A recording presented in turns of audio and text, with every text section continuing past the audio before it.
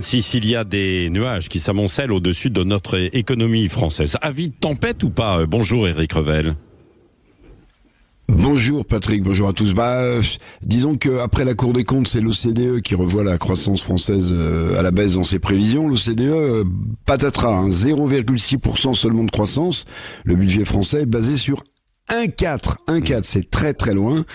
Et puis une croissance plus faible, vu la situation catastrophique de nos finances publiques, ça a des effets en cascade partout. Oui, quels effets en cascade alors?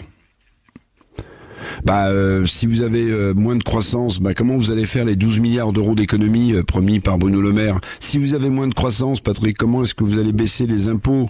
C'est la promesse d'Emmanuel Macron de 2 milliards d'euros, d'autant que les recettes fiscales ont été plus faibles. Si vous avez moins de croissance, comment est-ce que vous allez créer de l'emploi? Et donc, où va l'objectif d'Emmanuel Macron de plein emploi à la fin de son quinquennat? Vous le voyez, on est dans une situation quand même qui est pas bonne du tout, il faut le dire, c'est pas noircir le tableau. Je vous rappelle quand même qu'on a un déficit budgétaire qui se creuse, un déficit commercial qui est pas bon, et on a 3 000 milliards d'euros de dettes. Oui, on vit à crédit depuis des décennies.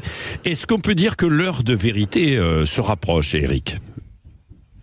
Elle se rapproche, oui, parce qu'on emprunte 285 milliards d'euros cette année, en partie pour assurer le paiement des agios de notre dette. Et puis attention, en avril prochain, Patrick, attention, avril, le mois d'avril, les revoici, les revoilà. Les agences de notation rendront un nouvel avis sur nos finances publiques.